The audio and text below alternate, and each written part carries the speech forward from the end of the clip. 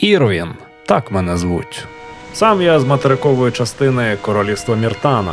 І раз на декілька років я відвідую батьківщину свого батька – острів Хорініс. Мета моїх візитів незмінна і досить проста. Я полюю на місцевих звірів, точніше на їх трофеї, які дуже ціняться на материку. Так, я мисливець.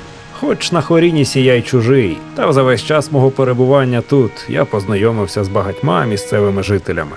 І навіть знайшов собі кількох вірних друзів. Серед них, до речі, також є мисливці. Домінік – найвправніший лучник з усіх, кого я знаю. Та Доріан – один з небагатьох, хто спромігся самотужки перемогти тіньового звіра.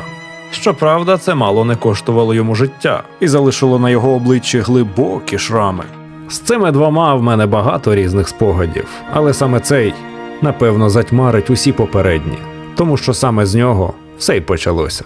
Хоча починалось все як завжди. Я вчергове прибув на острів та одразу ж зустрівся з Домініком та Доріаном в таверні Курагона. За кількома кухлями пива ми втрьох домовилися про спільне полювання на кабанів уже наступного дня.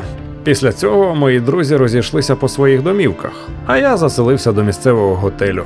Зранку, лишивши все своє спорядження в готелі, я вирушив до торгової площі, щоб провідати торговця Зуріса та придбати кілька додаткових цілющих зіль, адже у мисливстві вони ніколи не бувають зайвими. А от коли я вже повертався назад, на вході до готелю на мене чекало кілька ополченців. Щойно вони мене побачили, одразу оголили зброю та без зайвих слів кинулись на мене. Недовго я думав і почав тікати. Та, відірвавшись від переслідувачів, опинився на даху одного з міських будинків. Споглядаючи на все, що відбувається внизу, я зрозумів, що мало не всі ополченці міста когось шукають. Точніше, навіть на когось полюють. Я тоді подумав, що мене з кимось сплутали. Місцеве ополчення, до речі, служить Лайосу, губернатору цього міста. І вони виконують будь-який його наказ, зовсім не ставлячи зайвих запитань. Невдовзі один із них помітив мене. І саме тоді я з жахом збагнув, що ополчення полює саме на мене. Мені знову довелося рятувати своє життя втечею, а єдиним місцем, де не було ополчення, була портова чверть міста Хорініс. На щастя, саме там мешкав ще один мій добрий друг – Ерік.